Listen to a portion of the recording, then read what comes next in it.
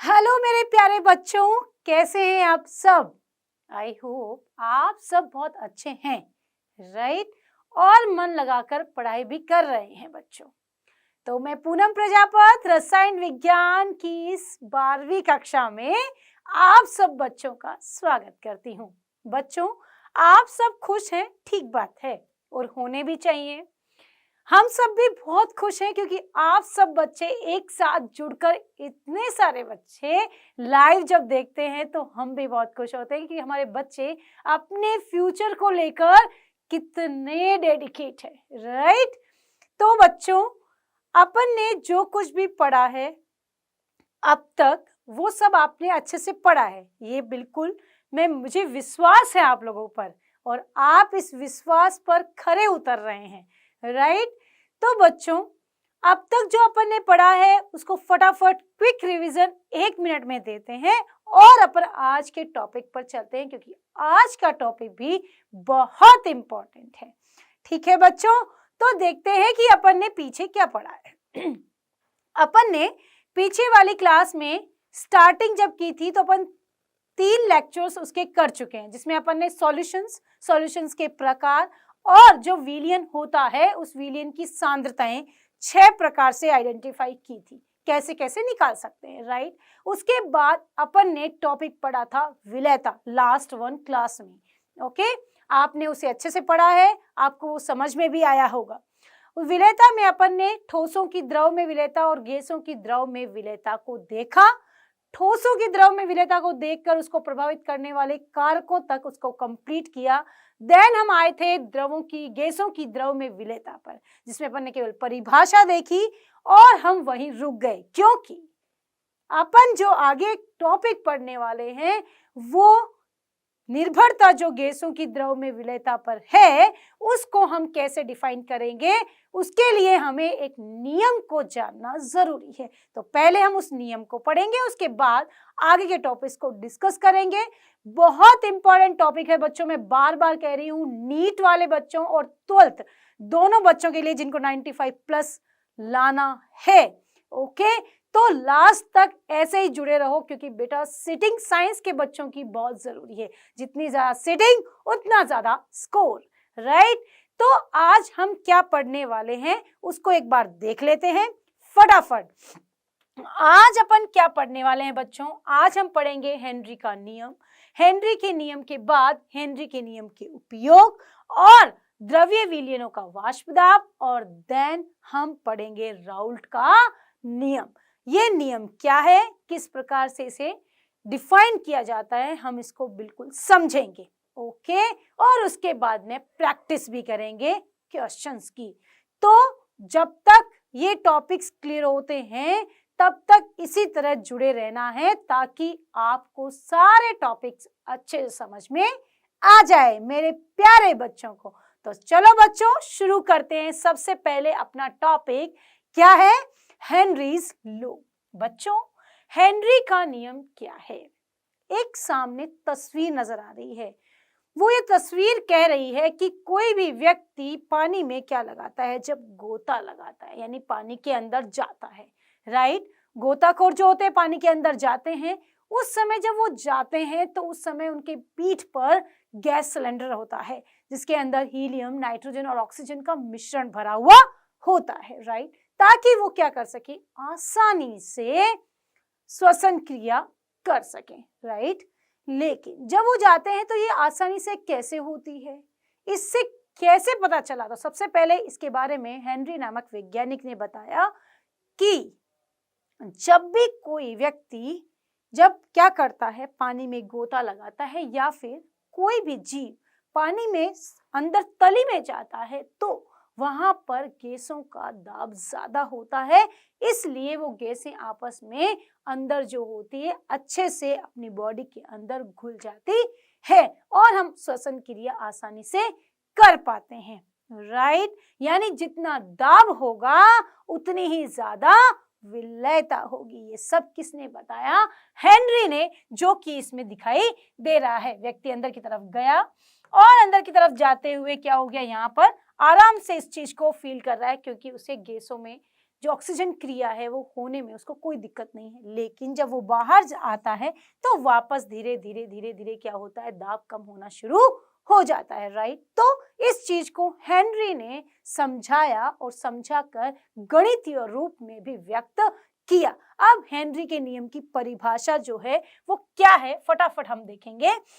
सबसे पहले हेनरी जो था, उस वैज्ञानिक, अंग्रेज वैज्ञानिक था, उसने क्या कहा, गैसों के द्रवों के साथ जो विलयता है उसको समझाया, तो इस नियम को उन्होंने ही दिया, तो हेनरी नाम से उसे बताया गया, जिसे हेनरीज लॉ कहा जाता है। परिभाषा क्या दी, उन्होंने कहा कि स्थिर ताप पर किसी गैस की द्रव में विलयता गैस के दाब के समानुपाती होती है। किसी गैस की विलयता उसके क्या, दाब के समानुपाती होती है। विलयता को x माना और दाब को p माना, समानुपाती। जितना ज्यादा दाब उतनी ज्यादा विलयता होती है, कोई डाउट नहीं है।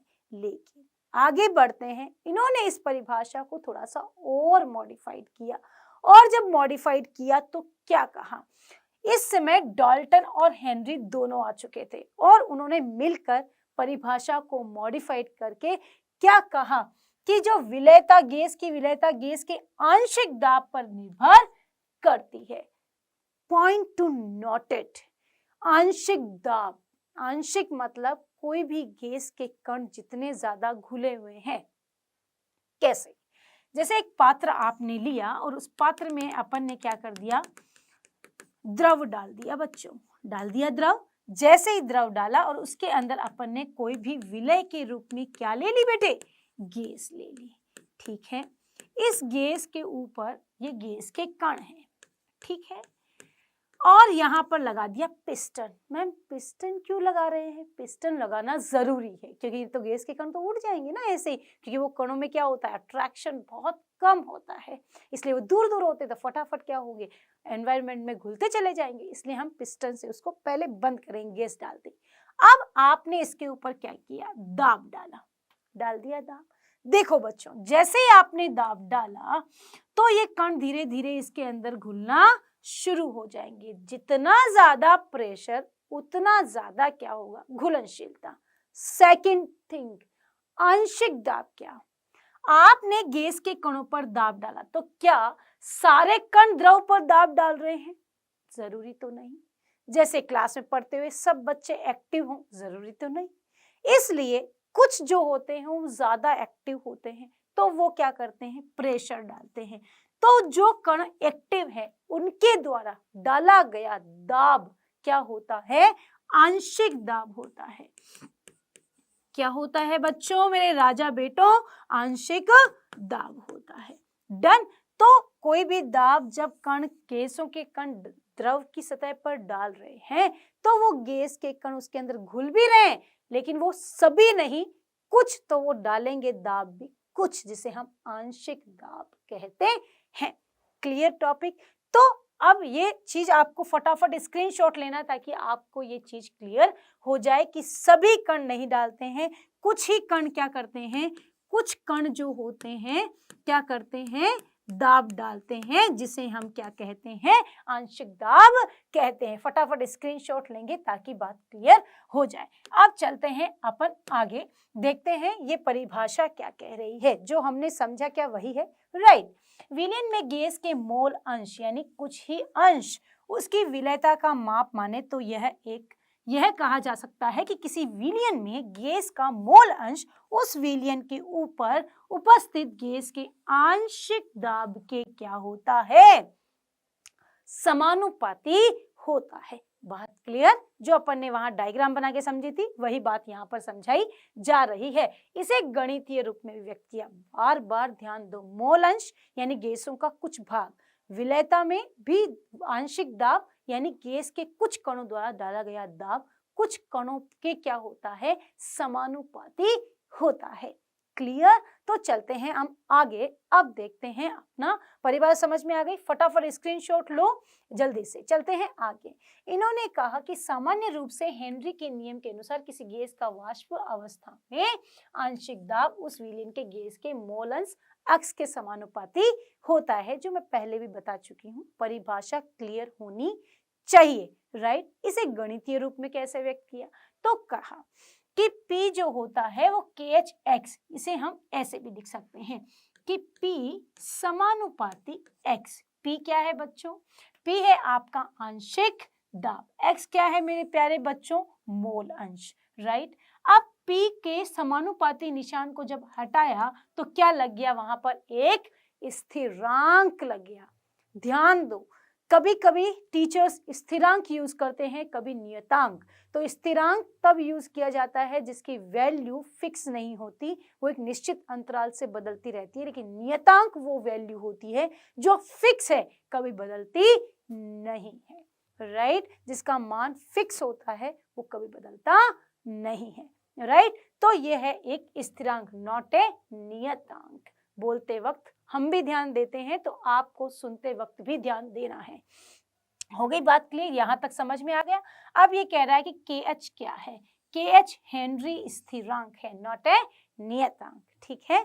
आप अगर इसको लिखते हैं तो ये कहता है आंशिक दाब और मोल अंश के बराबर होता है। अब ये कह रहा है कि समीकरण 1 के अनुसार दिए गए दाब पर KH का मान जितना अधिक होगा, द्रव्य गैस की विलेयता उतनी ही कम होगी। जरा ध्यान दे बच्चों, ये क्या कह रहा है, ये कह रहा है कि आपने क्या लिखा, P बराबर KHX, राइट। आपने यदि इस X को यहां ले आए तो P बटा X बराबर KH, राइट। ये हेनरी स्थिरांक है, ये आंशिक दाब है, और ये गैस की विलेयता है, या यूं कहूं गैस के मोल अंशों की विलेयता है, राइट। तो अब देखो ये KH के साथ में कैसा संबंध है मेरे बच्चों, जल्दी बताओ कमेंट में, फटाफट फटाफट फटाफट, जल्दी, है ना, जल्दी जल्दी जल्दी। और समझ में आ रहा है तो लाइक कर दें, चैनल को सब्सक्राइब कर दे बच्चों, और लास्ट तक ऐसे ही कंटिन्यूटी के साथ पढ़ते रहे मेरे बच्चों। आपका भविष्य जो है वो बिल्कुल सिक्योर है, राइट। जल्दी जल्दी जल्दी चलते हैं। तो व्युत्क्रमानुपाती संबंध है, तो ये बढ़ेगा तो ये घटेगा, ये जो परिभाषा है ये यही कहना चाहती है। क्लियर हो गया, ओके डन। फटाफट स्क्रीनशॉट लेंगे मेरे प्यारे बच्चे और चलते हैं हम आगे। अब हम पढ़ेंगे गैसों के आंशिक दाब और विलयन में गैस के मोल अंश के बीच में ग्राफ। ये ग्राफ क्या कहना चाह रहा है, देखो जरा आपकी स्क्रीन पर ग्राफ दिखाई दे रहा है क्या, हाँ जी बिल्कुल। देखो बच्चों, दाब जितना बढ़ रहा है उसके मोल अंश जो हैं वो भी बढ़ रहे हैं, यानी कि आप जितना प्रेशर डालेंगे मोल अंश भी उतना ही ज्यादा उसमें डिसॉल्व होते जाएंगे, घुलते चले जाएंगे। ओके, तो ये ग्राफ जो स्ट्रेट लाइन यहाँ पर दिखाई दे रही है, ये इस बात को प्रदर्शित करती है कि गैसों की जो विलेयता है वो दाब के समानुपाती होती है। ओके, मोल अंश क्यों यूज किया मैं वापस बता रही हूँ, ध्यान से सुनना, क्योंकि सभी कण एक्टिव नहीं होते हैं, उनमें से कुछ ही कण दाब डालते हैं और कुछ ही कण डिसॉल्व होते हैं, सब नहीं। इसलिए मोल अंश और आंशिक दाब शब्द यूज किया गया है। मैं एक एक शब्दों के अर्थ इसीलिए बता रही हूँ क्योंकि मेरे बच्चे जो हैं वो कभी रुके नहीं, थके नहीं। ओके, तो चलते हैं आगे। क्लियर हो गया। अब ये कह रहा है KH का मान भिन्न भिन्न होता है और मान गैस की प्रकृति पर निर्भर करता है। It's a very important, very very important. आप जो है इसका याद रखें, हमेशा पूछा जाता है, एक नंबर क्वेश्चन नीट में भी आता है ये क्वेश्चन। ध्यान दे बच्चों कि KH की जो वैल्यू है वो किस पर निर्भर करती है, गैस की प्रकृति, गैस की अवस्था, या दोनों, या इनमें से कोई नहीं। तो हमेशा ध्यान रखो गैस की प्रकृति पर निर्भर करती है। बहुत बार पूछा गया है, बहुत बार मैं ये कह रही हूँ, इसलिए स्क्रीनशॉट जल्दी से ले लें और चलते हैं हम सब आगे। अब ये कह रहा है क्या, अगला टॉपिक क्या है मेरे बच्चों, ये कह रहे हैं कि गैसों की द्रव में जो विलेयता है उस पर ताप का प्रभाव बताओ। ताप का प्रभाव क्या, जरा ध्यान से सुनना। ताप का प्रभाव का मतलब क्या होता है, जैसे अपन ने एक पात्र ले लिया और इस पात्र में अपन ने क्या कर दिया, गैस और द्रव का विलयन डाल दिया, है ना, ये विलयन है। जिसमें आपने क्या डाला हुआ है, द्रव प्लस गैस। डन मेरे बच्चों। अब हमने इसको हीट करना शुरू कर दिया, हम इसको गर्म कर रहे हैं, ठीक बात है। और यहाँ पर एक पिस्टन भी लगा ही देते हैं, ठीक, क्योंकि गैस है ना अंदर। चलिए जी, जैसे ही आपने हीट करना शुरू किया तो हम देखते हैं कि पिस्टन जो है वो ऊपर की ओर जाता है, यानी कि गैस के कण जो हैं वो ऊपर की ओर मूव ऑन करते जाते हैं। इसका मतलब जो घुले हुए थे अब वो क्या हो रहे हैं, वो अपना स्थान वहां से छोड़ रहे हैं। सही बात है। एक और देखते हैं, यहां पर अपन ने पात्र लिया, इसको हीट करना शुरू किया और यहां पर गैस भर दी, ठीक है जी। और यहां पर पिस्टन, अब हम इसको गर्म कर रहे हैं, तो गैस के कण ऊपर ही सतह पर ही है, आपने इसको गर्म किया तो कण और ऊपर जाएंगे, यानी पिस्टन यहां पर आ जाएगा, आ गया पिस्टन ऊपर, यानी गैस के कण ऊपर की ओर। जो घुले हुए थे अब क्या है, घुलना बंद कर दिया और अपने स्थान को छोड़कर बाहर निकलना शुरू कर दिया, यानी कि जब आप ताप बढ़ाएंगे तो गैस जो द्रव में घुली हुई है वो क्या हो जाती है, अपना स्थान छोड़ देती है, घुलना बंद कर देती है। यानी ताप बढ़ाने से विलेयता क्या होती है बच्चों, घट जाती है। राइट, बात समझ में आ गई होगी, टॉपिक क्लियर हो गया होगा। वहीं पर यदि क्या हो, अगर आप ताप कम कर दें तो गैसों की विलेयता ज्यादा होगी, क्योंकि कण उस सतह पर ज्यादा दाब डालेंगे। डन, ओके, चलते हैं आगे। ये बात आपको क्लियर हो गई है, ये स्क्रीनशॉट ले लेना बच्चों, जल्दी से देखिए, फटाफट फटाफट फटाफट। डन, अब चलते हैं अपन आगे। जो पढ़ाया, जो समझाया, क्या वही थ्योरी है? थ्योरी को यदि प्रैक्टिकली समझ लिया जाए तो थ्योरी याद ही होती है, इसलिए फटाफट चेक करते हैं। ताप के बढ़ने पर द्रव में गैस की विलेयता कम होती है तथा ताप के कम होने पर विलेयता बढ़ती है। राइट, बात समझ में आ गई होगी। सेकंड क्या कह रहा है कि द्रव में घुलना गैस को संघनन की तरह होता है।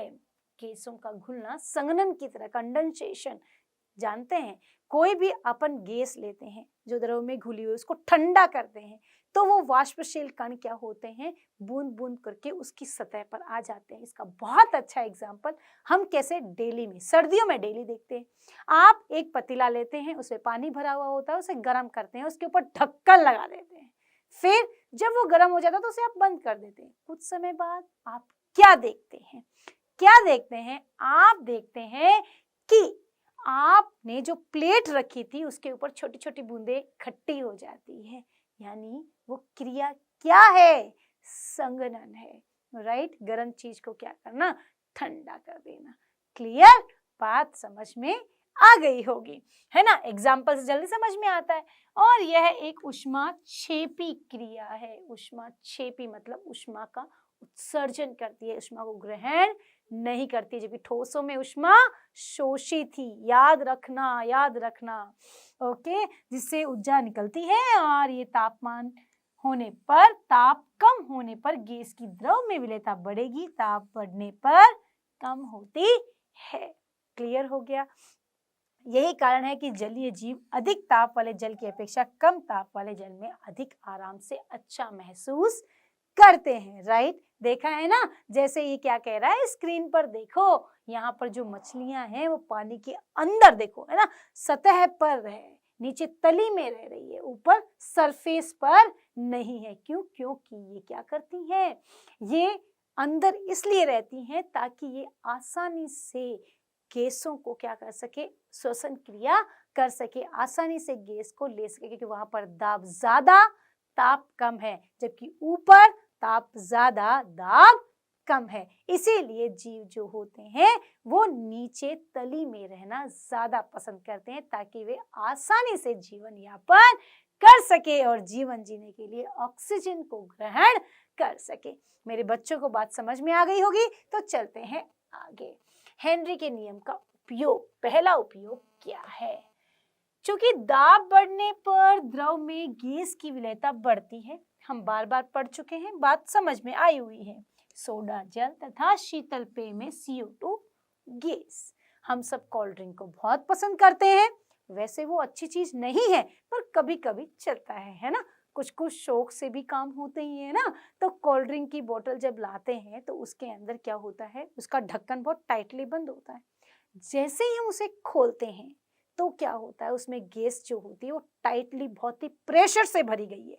तो जैसे ही खोलते हैं तो वो बाहर आना, इसीलिए धीरे धीरे खोलते हैं, है ना। सब बिल्कुल सबको पता है, तभी कमेंट कर रहे हैं। यस मैम, सबको पता है। मेरे प्यारे बच्चे इतना मन लगाकर पढ़ रहे हैं। बच्चों थैंक यू है आप लोगों को कि आप इतनी मेहनत करके एक साथ मेरे साथ जुड़े हुए हैं और पढ़ रहे हैं बच्चों, ठीक है।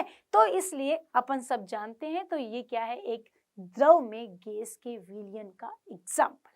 Okay done. आगे चलते हैं, आगे क्या कह रहा है। दूसरा उपयोग है बेंडस। सबसे इंपॉर्टेंट है उपयोग जो है वो इंपॉर्टेंट है, क्वेश्चन आता है इनमें से, राइट। तो वो क्वेश्चन क्या है, बेंडस है और एक और है कि पर्वतों पर जो लोग रहते हैं उनके लिए भी एक यही उपयोग है, जिसमें अपने को हेनरी का जो लॉ है वो बहुत ही इफेक्टेड रूप से दिखाया गया है। तो सबसे पहले बेंडस जो है उसके बारे में बात करेंगे। तो बेंडस कहाँ पर, किन लोगों को ज्यादा ये रोग या ये डिजीज जो होता है ये फेस करनी पड़ती है। तो आप स्क्रीन पर देख रहे हैं कि गोताखोर पानी में गोता लगा रहे हैं, है ना।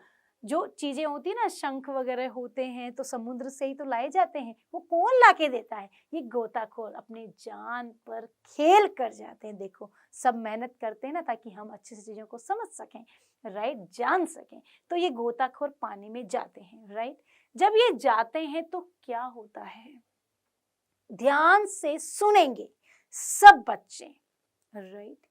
क्या होता है जब ये पानी में जाते हैं, तो उस समय अपन सब जानते हैं सरफेस पर दाब कम, अंदर जो होता है तली में दाब धीरे धीरे धीरे धीरे बढ़ना शुरू हो जाता है। जैसे ही दाब बढ़ेगा तो गैसों की विलयता द्रव में यानी अपने रक्त में क्या होती जाती है बच्चों, बढ़ती जाती है। रक्त में आसानी से घुलती जाएगी। ऑक्सीजन, हीलियम, नाइट्रोजन का जो मिश्रण है वो आसानी से गैसें घुल जाएगी। अब जब वो, ये तो था तली के अंदर की बात, ठीक है, कोई दिक्कत नहीं है। लेकिन जैसे ही हम सरफेस में ऊपर की ओर आते हैं तो क्या होता है, आप सबने बच्चों कई बार महसूस किया होगा कि जब आप स्विमिंग करते हैं तो आपकी स्किन पर खुजली आने लग जाती है, या अंदर आप कभी भी गोता लगा रहे होते हैं तो रेड रेड स्पॉट भी कई जगह बन जाते हैं और अपने को पेन होना शुरू हो जाता है कुछ समय बाद। ये क्या है, ये क्या हो गया है, ये किस वजह से होता है। तो अपन देखते हैं कि ये जो है, अपन देखते हैं कि अपनी जो स्किन है उसके अंदर जो अपनी नलिकाएं हैं, रुधिर वाहिनियां हैं, उनके अंदर जो नाइट्रोजन गैस होती है उसके बबल्स बन जाते हैं और आपकी जो रक्त है वो आगे नहीं प्रवाहित हो पाता है और हमारे स्किन पर स्पॉट बन जाते हैं और ये जानलेवा भी होते हैं, राइट। बात समझ में आई कि बेंडस रोग क्या है, कि जब कोई भी व्यक्ति समुद्र में गोता लगाता है तो उस समय जब वो तली में जाता है तब तो गैसें आसानी से घुल जाती है, लेकिन जब वो सतह पर आता है तो दाब कम होने के कारण क्या, गैसें वापस बॉडी से उतनी तेजी से नहीं निकल पाती है, जिसके कारण जनरली नाइट्रोजन जो गैस होती है उसके बुलबुले क्या होते हैं, नसों में बनना शुरू हो जाते हैं, जो कि आपको स्क्रीन पर क्लियरली नजर आ रहा है कि इस तरह से बबल्स, नाइट्रोजन बबल्स बन जाते हैं और वो क्या हो जाते हैं, पीड़ादायक होते हैं और जानलेवा भी हो सकते हैं। आई होप आपको ये चीजें क्लियर हो गई है, राइट बच्चों। तो ये क्या है जरा देखते हैं थ्योरी में। बेंडस एक चिकित्सीय अवस्था होती है जिसका सामना गोताखोरों को करना होता है। समुद्र में दबाव अधिक होता है जिसके कारण गैसें घुल जाती हैं। श्वास के साथ गई वायुमंडलीय गैसों की विलयता भी अधिक हो जाती है। कोई दिक्कत नहीं, बात समझ में आ गई। लेकिन जैसे ही सतह पर आते हैं तो दाब धीरे धीरे कम होने लगता है और घुली हुई गैसें बाहर निकलने लगती है। रक्त में नाइट्रोजन गैस के बुलबुले बन जाते हैं क्योंकि जितनी स्पीड में अपन ऊपर आते हैं उतनी स्पीड में गैसें रिलीज नहीं हो पाती हैं, क्योंकि वो अपने लंग्स में ब्लड के साथ उतना जल्दी कनेक्ट नहीं हो पा रही है ताकि वो बाहर निकल सके। इसलिए क्योंकि सांस के द्वारा ही अपने को जो श्वसन क्रिया हम करते हैं उसी से ही बाहर निकलना है वो, लेकिन इतनी स्पीड में नहीं होगी जितनी स्पीड में आप बाहर आ रहे हैं, तो वो वहीं पर क्या होती है, बाहर नहीं निकल पाने की वजह से क्या होता है, एक बबल्स भी बनने लग जाते हैं और वो क्या होते हैं, कष्टकारक और जानलेवा होते हैं। चिकित्सीय अवस्था को बेंडस कहते हैं। राइट, फटाफट इसका स्क्रीनशॉट लेंगे मेरे बच्चे ताकि आपको बात समझ में आ जाए। ये क्लियर हो गया, आपको अच्छे से आपको समझ में आ गया, इसीलिए आपको क्लियर भी है। डन। अब चलते हैं आगे। अगर ऐसा है तो फिर जाना ही नहीं चाहिए, नहीं ऐसा नहीं है, क्योंकि इसने वैज्ञानिकों ने रिसर्च भी किया है, इसके समाधान भी है, लेकिन कई बार ऐसी स्थितियां आ जाती हैं, तो ये स्थिति आई तभी इसका समाधान आया। तो कहा कि जो गैसेस होती है उन्हें एकदम डाइल्यूट कर दो। मिल तो वैसे भी जा रही है, घुल तो जा ही रही है वो, क्योंकि दाब ज्यादा है, लेकिन जब ऊपर आ रहे हैं तो दिक्कत नहीं होना, तो एकदम डाइल्यूट कर दो गैसों को। उसमें ऑक्सीजन, नाइट्रोजन और हीलियम तो रहेगा, लेकिन डाइल्यूशन ज्यादा रहेगा, तो वो आसानी से क्या होते हैं, वापस आकर के अपना जीवन जी सकते हैं। बात क्लियर हो गई? फटाफट रीडिंग कर देते हैं, क्या कहना चाहता है। अधिक मात्रा में जहरीले प्रभाव से बचने के लिए हीलियम मिलाकर तनु की गई हवा, जिसमें 11.7% हीलियम, 56.2% नाइट्रोजन, 32.1% ऑक्सीजन होती है। क्लियर बच्चों? फटाफट स्क्रीनशॉट लेंगे ताकि बात क्लियर हो जाए। डन। ओके, आगे चलते हैं। अगला उपयोग क्या है? अगला उपयोग जो है वो क्या है, वो ये कहना चाह रहे हैं कि गैसों का दाब तो क्या है, तली में ज्यादा है, तो ऊपर आते आते आते आते कम हो रहा है। तो ये कम हो रहा है तो गैसों की विलयता भी कम होगी, राइट, सांस लेने में दिक्कत होगी। इसीलिए कहा जाता है कि जिनको अस्थमा जैसी प्रॉब्लम है वो पहाड़ी क्षेत्रों में ना जाएं, या फिर जब भी प्लेन में भी वो बैठते हैं तो भी कहा जाता है कि जिसको अस्थमा की बीमारी है वो पूरे प्रोटेक्शन के साथ बैठे, क्योंकि उन्हें कहीं भी दिक्कत का सामना करना पड़ सकता है। इसीलिए चीजों का ध्यान में रखा जाता है, राइट। तो यहाँ भी ऐसा ही कहा, लेकिन ऐसा होने पर जो लोग पहाड़ी क्षेत्रों में रहते हैं वो रहना तो बंद नहीं करेंगे ना, लेकिन उनको क्या होता है एक रोग का सामना करना पड़ता है जिसका नाम है एनॉक्सिया। ये रोग क्या होता है बच्चों, जैसे जैसे पहाड़ों पर ऊपर जाते हैं तो दाब कम होता जाता है, और दाब कम होने से गैसों की विलयता घटती जाती है। तो जो पहाड़ी क्षेत्रों में जो लोग रहते हैं उनमें क्या होता है कि यह एक रोग उत्पन्न हो जाता है। वहां पर लोगों को सोचने समझने की क्षमता जो होती है जनरल व्यक्तियों से थोड़ी सी कम होती है, राइट। और इस रोग को हम क्या कहते हैं, एनॉक्सिया रोग। एक नंबर का क्वेश्चन आता है, या तो बेंडस क्या होता है और एनॉक्सिया क्या होता है। फटाफट देखें क्या लिखा गया। ऊंचाई पर दाब कम हो जाता है, इसी कारण अधिक ऊंचाई जगहों पर हवा का दबाव सतह वाले स्थान से कम होता है। पहाड़ों पर रहने वाले लोग पर्वतारोहियों के रक्त टिश्यू में ऑक्सीजन की सांद्रता क्या हो जाती है बेटा, कम हो जाती है, जिससे वे कमजोर हो जाते हैं और सही से सोच नहीं पाते हैं। इस कारण इस स्थिति को हम क्या कहते हैं, एनॉक्सिया कहते हैं। शायद बात समझ में आ गई है, टॉपिक क्लियर है। फटाफट इसका स्क्रीनशॉट लेंगे जल्दी मेरे प्यारे बच्चे, जल्दी जल्दी जल्दी। मेरे बच्चे बहुत ही अच्छे हैं, इसीलिए इतना डेडिकेशन के साथ पढ़ रहे हैं, राइट। हिम्मत नहीं हारनी है, थकना नहीं है, अभी तो पूरी मंजिल क्या है, थोड़ी दूर है, राइट। चलते हैं आगे। आगे देखो अगला टॉपिक क्या है, द्रवीय विलयन का वाष्प दाब। बच्चों द्रवीय विलयन पहली बात तो ये, सेकंड वाष्प दाब क्या होता है, ध्यान दो। द्रवीय विलयन में द्रव द्रव हो सकता है, द्रव गैस हो सकता है और द्रव ठोस हो सकता है। द्रव और गैस हम बात कर चुके हैं, राइट। अब हम करेंगे द्रव का द्रव में और द्रव का ठोस में। दो टाइप हो गए, द्रव का द्रव में और द्रव का ठोस में। ये बात भी हम करके आए वैसे तो, ये तो आपका विलायक है और ये आपका विलय है। सही बात है ना बच्चों? और ये क्या है? दोनों विलायक है। क्लियर हो गई? ये और ये विलय है। ठीक बात है, कोई दिक्कत नहीं है। बेटा, एक पात्र लिया और उसके अंदर द्रव का द्रव में, जैसे पानी लिया और उसमें एल्कोहल डाल दिया। सर नेचुरल, बहुत ही क्लियर सी प्रोसेस है। एल्कोहल डाल दिया। आपने इसको हीट किया, पिस्टन लगा दिया ऊपर, ताकि आप इसको एनालाइज कर सकें कि ये हो क्या रहा है।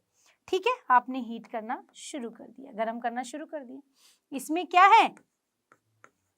द्रव पानी और द्रव ही क्या है? Alcohol, right? C2H5OH। थोड़ा सा अब फॉर्मूले बेस पे आना शुरू कर देना ताकि चीजें क्लियर रहे। ठीक है, द्रव द्रव दोनों हो गए। आपने जब इसको हीट किया तो क्या होगा? पानी से ज्यादा पहले ही एल्कोहल क्या हो जाएगा? वाष्प में बदलना शुरू हो जाएगा और पिस्टन पर दाब लगना शुरू हो जाएगा, राइट? क्या मतलब है? किसी भी द्रवीय विलयन में उपस्थित विलय के कणों के द्वारा द्रव की सतह पर डाला गया दाब क्या कहलाता है? द्रवीय विलयनों का वाष्प दाब कहलाता है। ये परिभाषा मैं अभी डायग्राम से भी समझाऊंगी, मैं केवल इसको समझा रही हूँ। ठीक है, वहीं पर यदि आप पात्र लें और उस पात्र में आप क्या कर दें? ठोस ले लें और द्रव ले लें। तो ठोस और द्रव क्या? पानी में नमक सबसे अच्छा एग्जाम्पल है। पर जब आप इसको गर्म करोगे तो पानी वाष्पित होगा। द्रव जो पानी आपने लिया है वो तो वाष्पित होगा, पर ठोस वाष्पित नहीं होगा। ठीक है, तो उसकी प्रेशर जो होगा थोड़ा कम होगा। किसकी तुलना में? द्रवीय विलयन की तुलना। ठीक है, तो आज अपन पहले डिस्कस यही करेंगे, द्रव द्रव का विलयन। क्लियर? फटाफट इसको आप क्या करेंगे? स्क्रीनशॉट लेंगे ताकि आपको बात समझ में आ जाए। आप यहाँ पर ए लिख दें, यहाँ पर बच्चों बी लिख दें, तो आप देखेंगे ए का वाष्प दाब ज्यादा है किसकी तुलना में? बी, क्योंकि यहाँ पर ठोस मिला हुआ है जिसका क्या है? जो वाष्पशील नहीं है। डन। अब यहाँ पर जिसका वाष्प दाब ज्यादा, उसके बारे में अपन बात करेंगे कि ये वाष्प दाब होता क्या है। जल्दी से इसका स्क्रीनशॉट लो, फटाफट फटाफट फटाफट। ले लिया? Okay, done. तो चलते हैं अपन पहली परिभाषा की ओर, जो कि आपकी स्क्रीन पर कुछ इस प्रकार है। क्या कह रहा है? विलायक में द्रव होने पर द्रव्य विलयन बनता है और एक गैस, ठोस, द्रव कुछ भी विलय हो सकता है। द्रव्य विलयन में एक या अधिक अवयव वाष्पशील हो सकते हैं और प्राय विलायक वाष्पशील होता है, लेकिन विलय वाष्पशील हो भी सकता है और नहीं भी। हम तो बात समझ कर आए हैं मैडम, है ना? बिल्कुल बिल्कुल। चलो जी, फटाफट फटाफट क्लियर हो गया। अब देखो आगे क्या कह रहे हैं। जब एक द्रवीय विलयन को एक बंद पात्र या जार में रखा जाता है तो विलयन के कुछ अणु वाष्पीकृत होकर विलयन के ऊपर स्थित खाली जगह में जमा हो जाते हैं। अभी बताया था ना कि कण जो है ऊपर की ओर जाएंगे तो सतह पर क्या डालेंगे? एक दाब डालते हैं, जिसे हम क्या कहते हैं? सोचो क्या कहते हैं। जब तक स्क्रीनशॉट मारो और सोचते रहो फटाफट फटाफट, जल्दी। अब चलते हैं आगे, तो गति करते हैं तो वो संघनित होकर क्या करते हैं? उनके ऊपर इकट्ठे हो जाते हैं और एक दाब डालते हैं। तो परिभाषा जो है वो अपन एक बार देखते हैं कैसे हम खुद बना सकते हैं। द्रवीय विलयन, द्रव प्लस द्रव, ठीक है, और हमने इसको गर्म किया। ठीक है, जैसे ही गर्म किया तो क्या परिभाषा? क्या ध्यान देंगे? किसी द्रव के क्या वाष्पशील कण, वाष्पशील कण क्या करते हैं? द्रव की सतह पर क्या करते हैं, एक दाब डालते हैं जिसे हम क्या कहते हैं, वाष्प दाब कहते हैं। बात समझ में आ गई होगी। और इस क्रिया को वाष्पीकरण कहते हैं। बात क्लियर। किसी भी द्रवीय पदार्थ के वाष्पशील कण द्रव की सतह पर क्या करते हैं, दाब डालते हैं जिसे हम कहते हैं वाष्प दाब, और यह प्रक्रिया वाष्पीकरण कहलाती है। क्लियर। बात समझ में आ गई है तो फटाफट स्क्रीनशॉट लेंगे, जल्दी से देखें। हो गया? Okay done. अब देखो ये क्या कह रहा है। ये कह रहा है वाष्पीकृत होने वाले अणुओं द्वारा विलयन की सतह पर लगाया वाला दाब द्रवीय विलयन का वाष्प दाब कहलाता है। क्लियर। बात परिभाषा देखो, याद ही नहीं करनी पड़ रही है, हमें पूरी परिभाषा एक डायग्राम से समझ में आ गई है। क्लियर मेरे बच्चों। जल्दी से जल्दी फटाफट इसका स्क्रीनशॉट लेंगे ताकि हम जल्दी से आगे बढ़ चुके। आगे जल्दी जल्दी। हो गया जी? फटाफट कमेंट में लिखो भाई जल्दी जल्दी कि यस मैम समझ में आ रहा है मैम, जल्दी करो जल्दी करो जल्दी। ओके चलते हैं आगे। द्रव विलयनों का वाष्प दाब, ये तो समझ में आया हुआ है। क्लियर है ना? द्रव की सतह पर डाला गया दाब वाष्प दाब कहलाता है। चलो जी आगे। एक बंद पात्र में द्विअंगी विलयन लेने पर विलयन के दोनों अवयव तब तक वाष्पीकृत होते जब तक कि दोनों के मध्य क्या नहीं हो जाए, साम्य अवस्था ना आ जाए। क्या कहना चाह रहे हैं? पात्र में क्या, द्रवीय विलयन। परिभाषा को मैं डायग्राम से इसीलिए बता रही हूं ताकि आपको क्लियरली समझ में आ जाए। फटाफट जल्दी से जल्दी लाइक करते जाओ, कमेंट करते जाओ जोश के साथ। ओके, द्रवीय विलयन। अब बच्चों क्या होगा, यहां पर वाष्पशील कण दाब डाल रहे हैं। वाष्पशील कणों के द्वारा डाला गया दाब, ठीक है, और अवाष्पशील कण जो एक्टिव नहीं है नीचे, ठीक है, विलयन में उपस्थित अन्य कण जब आपस में क्या हो जाते हैं,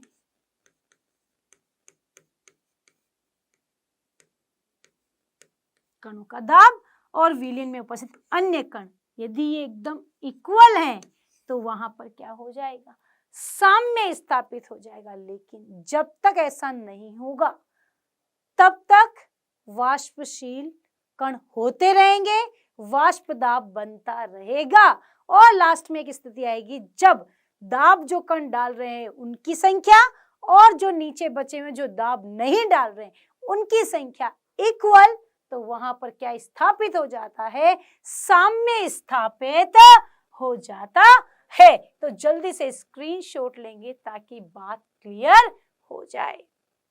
समझ में आ गई बात? Okay done. चलते हैं आगे, फटाफट देखो आगे क्या कह रहा है। राउल्ट का नियम।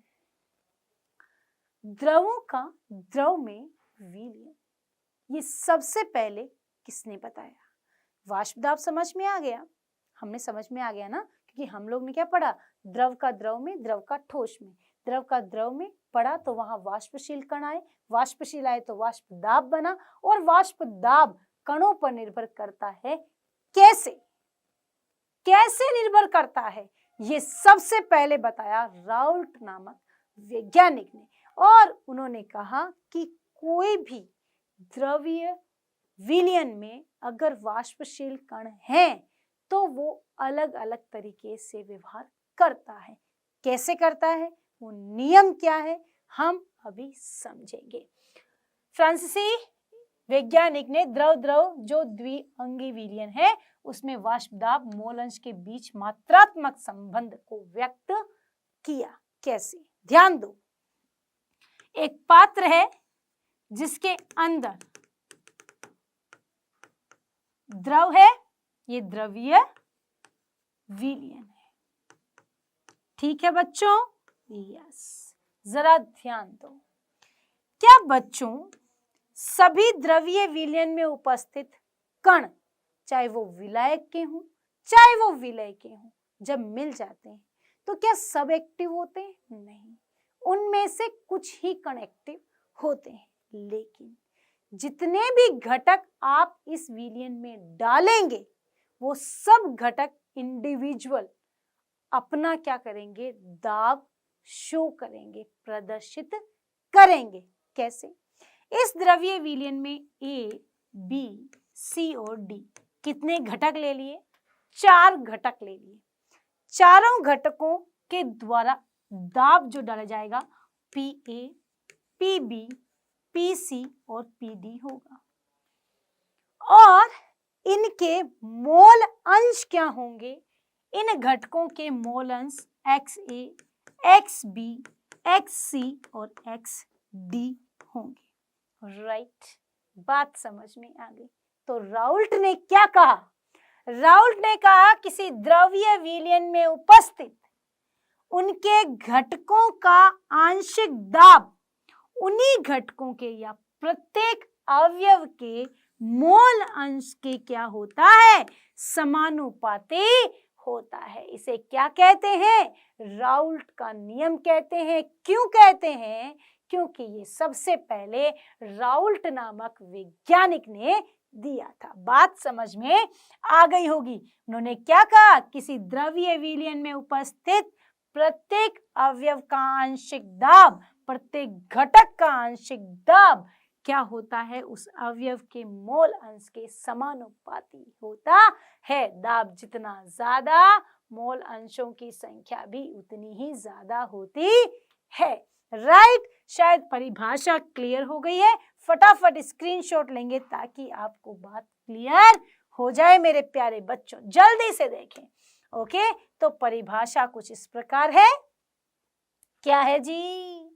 क्या है? वाष्पशील द्रवों के विलयन में प्रत्येक अवयव का आंशिक दाब उसके मोल अंश के क्या होता है? समानुपाती होता है जी, होता है, बिल्कुल। इसे इन्होंने गणितीय रूप में व्यक्त किया। ये क्वेश्चन भी आता है, राउल्ट का नियम क्या है और बताइए, इसका गणितीय रूप समझाइए कि प्रत्येक घटक का आंशिक दाब उसके मोल अंश के समानुपाती होता है। तो इन्होंने भी बिल्कुल उसको समझाया। कैसे समझाया?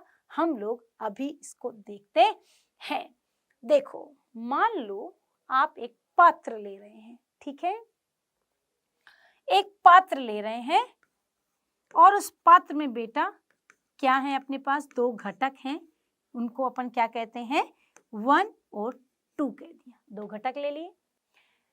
पात्र में द्रव 1 और 2 द्विअंगी हो गया। उसमें एक का आंशिक दाब राजा क्या होगा बेटे? P1। तो दूसरे का क्या होगा बेटा? P2 हो गया। तो इनके मोल अंश क्या होंगे? X1 और X2। यहां तक सबको बात समझ में आ गई राउल्ट के नियम के अनुसार? हाँ या ना? क्लियर? फिर इन्होंने कहा कि तो बताइए कि इस द्रव्य विलयन का कुल वाष्प दाब क्या होगा? तो PT, जिसे अपन क्या लिख सकते हैं? P1 plus P2। Done? Yes और नो? फटाफट कमेंट में लिखते जाएं और स्क्रीन शॉट ले लें जल्दी से। ओके, चलते हैं आगे। अब ये क्या कह रहा है? ये क्या कहना चाहता है? ध्यान देंगे। राउल्ट के नियम से अपन ने पता चल गया P1 समानुपाती X1, नो डाउट, क्लियर है, मैं पीछे बता कर आई हूं। उसके बाद P1 समानुपाती X1, तो जो समानुपाती स्थिरांक है उसे हमने हटाया तो क्या आया? P node 1। P नोड 1 क्या है? शुद्ध अवस्था में विलायक का वाष्प दाब। P1 विलायक तो P2 विलय। डन? X1 विलायक का आंशिक मोल अंश और X2 विलय का मोल अंश। कोई दिक्कत नहीं है, समझ में आ रहा है? क्लियर हो गया? उसी प्रकार विलयन के अवयव 2 के लिए भी होगा, क्योंकि अगला बोल रहा है ना कि प्रत्येक घटक क्या दाब डालता है, क्या उसके समानुपाती होता है? तो राउल्ट ने कहा यस होता है, गणितीय रूप में भी व्यक्त किया जा सकता है। तो हम उसी को समझ रहे हैं। तो P2 समानुपाती X2, ये विलय शुद्ध अवस्था में जब है तो उसका वाष्प दाब। Okay, done, clear. P1 P2 एक दो शुद्ध अवयवों क्रमशः क्या है? आंशिक वाष्प दाब है। डाल्टन के आंशिक दाब के नियम के अनुसार कुल वाष्प दाब PT है, जो P1 प्लस P2, मैंने अभी पीछे समझा दिया। डाल्टन का आंशिक दाब का नियम पता है ना, एक पात्र में जितने भी होंगे उन सब का योग उसका क्या होगा? कुल वाष्प दाब होगा। क्लियर? बात समझ में आ गई? यहाँ तक कोई भी डाउट नहीं है तो फटाफट स्क्रीनशॉट लेंगे और समीकरण 1 और 2 को ध्यान रखेंगे, क्योंकि अब हमारे पास PT है तो P1 और P2 का मान इसमें रख सकते हैं ना अपन समीकरण में। तो कैसे रखेंगे बच्चों? देखो, P0 X1 P2 X2 लिख दिया, कोई दिक्कत नहीं। अब चलते हैं आगे। जब अपन डाल्टन का आंशिक दाब का नियम पढ़ रहे हैं तो अपन जानते हैं कि किसी भी विलयन में कितने भी मोल अंश हो उनका योग सदैव क्या होता है? 1 होता है। ये हम 11th पे भी पढ़ कर आए बहुत अच्छे से, और जिसको नहीं आता है वो 11th के वीडियो में जाकर मोल अंश को बहुत अच्छे से पढ़ सकता है, क्योंकि मैंने वहां पर बहुत अच्छे से एक्सप्लेन किया है बच्चों। अगर नहीं आता है तो जाके प्लीज आज ही देख लेना, ताकि क्लियर हो जाए टॉपिक और ये भी समझ में आ जाए। Okay, done. तो यहाँ पर हो गया क्लियर। तो अपन ने क्या किया, अपन यहाँ से किसका मान निकाल सकते हैं बच्चों? X1 का मान निकाल सकते हैं, जो क्या आया? 1 minus X2। Clear? PT 1 minus X2, इसकी वैल्यू अपन यहाँ पर रख दिए हैं, तो अपने पास X2 P02 आ चुका है। जैसे ही अपने पास आया ये, तो अपन ने इसको इससे मल्टीप्लाई किया, इसको भी इससे मल्टीप्लाई किया, तो अपने पास क्या आया? ये आ गया यहाँ पर X2 P02। Clear? P01 X2, इसको और इसको ध्यान दो, इन दोनों में क्या कॉमन है बच्चों? X2 कॉमन है ना? यस और नो, है कि नहीं? तो यहाँ पर X2 कॉमन आ गया, P01 बाहर रह गया, P01 माइनस P02। क्लियर हो गया? आप इसको ऐसे भी लिख सकते हैं, इसको यहाँ पर ले आए, इस तरफ ले आए, तो ये क्या होगा? प्लस में आ जाएगा, और वो क्या होगा? P01 प्लस P02, क्योंकि यहाँ पर इससे यदि अपन मल्टीप्लाई कर रहे हैं तो इसको यदि आप बाहर लेकर आएंगे तो ये क्या हो जाएगा? प्लस में आ जाएगा। P01 plus P02 plus P01 X2। Clear? बात समझ में आ गई होगी, हाँ या ना? आप इसको बहुत अच्छे से खोलकर भी लिख सकते हैं, कोई डाउट नहीं है। मैं आपको इसको दिखा देती हूँ ये कैसे आया है। P01, अब अपन लिख रहे हैं यहाँ पर X2 इधर, यहाँ पर माइनस लगा हुआ है, यहाँ पर अपने पास है P0, और यहाँ पर अपने पास क्या है? प्लस पे P01, राइट? यहाँ पर ये माइनस का है, ये माइनस माइनस क्या हो गए? प्लस, तो ये आ गया P01 plus P02 plus P01, और ये ब्रैकेट में आके यहाँ लग गया X2, राइट? ये बात क्लियर हो गई होगी। डन मेरे बच्चों? ओके जी, ओके। अब चलते हैं आगे। उसी प्रकार अपन वापस क्या कर सकते हैं? X1 से X2 भी निकाल सकते हैं, X2 से X1 भी निकाल सकते हैं, क्योंकि हम सब जानते हैं X1 plus X2 is equal to 1। लेकिन यहाँ पर रुकना होगा, क्यों? क्योंकि हमें जो बात याद करनी है क्या वो हो गई है? यस, क्योंकि देखो, शुद्ध विलायक और ये क्या है? विलय के अणु या मोल अंश।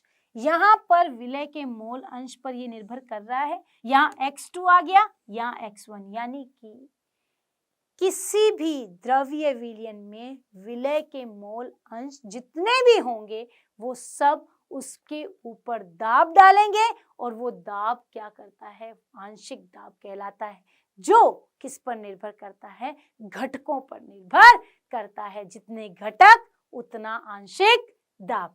X2 भी है, X1 भी है। 3 और 4 से ये बात क्लियर हो गई है कि कुल वाष्प दाब किसी भी अवयव के मोल अंश से संबंधित होता है, और वाष्प दाब अवयव 2 के मोल अंश के साथ एक रेखीय संबंध भी दिखाता है। क्लियर? ये बात समझ में आ गई होगी। एक बात और मेरे बच्चों ध्यान दो, यहाँ पर चीज जब माइनस में है और यहाँ पर प्लस में है, तो एक बात क्लियर है कि एक चीज का वैल्यू घटेगा और एक का बढ़ेगा। ध्यान देना, एक चीज घटेगी क्योंकि एक प्लस में और एक माइनस, यानी घटक जो है दोनों प्रॉपरली पूरी रूप से एक साथ वाष्प दाब नहीं डालते हैं, एक ज्यादा एक कम। जैसे अगर आप किसी भी पात्र में पानी और अल्कोहल लेते हैं तो वहां पर आप देखते हैं कि अल्कोहल और पानी में अल्कोहल पहले वाष्पित होता है तो उसका वाष्प दाब पहले ज्यादा होगा और फिर पानी तो उसका उससे कम होगा। लेकिन अपने अपने घटकों के तो समानुपाती ही होंगे, जितना वो दाब डालेगा उसके घटक उतने ही होंगे, जितना वो ज्यादा डालेगा उसके घटक भी ज्यादा होंगे। बात समझ में आ गई होगी। तो हम इसको एक ग्राफ से इंडिकेट करते हैं और वो ग्राफ क्या है आपको स्क्रीन पे दिखाई दे रहा है। बहुत इंपॉर्टेंट है, एग्जाम में पूछा जाता है कि राउल्ट के नियम में जो अवयविक घटक होते हैं उनको ग्राफीय रूप में प्रदर्शित करो। तो आप इस प्रकार देखो, शुद्ध अवस्था में घटक 1 और 2, एक का कम है एक का ज्यादा है क्योंकि एक प्लस में था और एक माइनस में है। डन। अब इसका घटक x1 तो ये इतना है तो इसका मान अभी एक इतना होगा, जबकि यहीं पर P2 क्या है, यहाँ पर P2 क्या है बेटा, यहाँ पर P2 0 है तो x2 भी 0 है।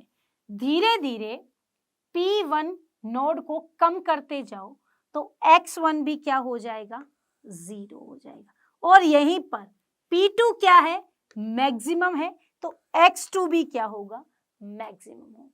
बात समझ में आ गई? क्यों कह रहे हैं हम ऐसा? क्योंकि घटकों के आंशिक दाब उनके मोल अंश के समानुपाती है, लेकिन एक कम होता है और एक ज्यादा, क्योंकि एक प्लस में और एक माइनस में है और कुल जो दाब होता है इनके योग के बराबर होता है। इसलिए स्ट्रेट लाइन ना आकर के इस लाइन किस प्रकार दिखाई दे रही है, थोड़ा सा टेढ़ा तिरछा है ना। इसका रीजन क्या है, एक प्लस में है और एक माइनस में है, दोनों दाब तो डालेंगे, मोल अंश भी समानुपाती होंगे, लेकिन एक के कम और एक के ज्यादा। राइट, बात क्लियर हो गई होगी। ये ग्राफ आपको समझ में आ गया होगा, इसलिए अब इसका स्क्रीनशॉट लेंगे ताकि बात क्लियर हो जाए। आज का टॉपिक बहुत इंपॉर्टेंट है, फटाफट कमेंट में बताओ कि आपको समझ में आया या नहीं। यस मैम, जल्दी जल्दी लिखते मेरे प्यारे प्यारे बच्चे। आज का टॉपिक आपको क्लियर हो गया है, आई होप समझ में भी आ गया है। तो अच्छे से पढ़ना है, अच्छे से इनके नोट्स बनाने हैं, क्योंकि मैंने सारे नोट्स की तरीके से ही आपको बताया है, समझाया है और कोशिश किया है कि जितना थ्योरी को कम पढ़ के प्रैक्टिकल रूप से समझाया जाए उतना आपको जल्दी समझ में आएगा। लेकिन उसके लिए आप सबको मेरे साथ जुड़े रहना होगा और इसी तरीके से पढ़ना होगा जिस तरह से आज आप इतने बच्चे एक साथ लास्ट तक लाइव में मेरे साथ जुड़े हुए हैं। तो थैंक यू तो है ही आप सबको। लेकिन जब तक मैं अगले टॉपिक पर आऊंगी अगली क्लास में लेकर, तब तक समरी बनाओ, अच्छे से नोट्स बनाओ, खुश रहो और पढ़ते रहो। Okay, thank you.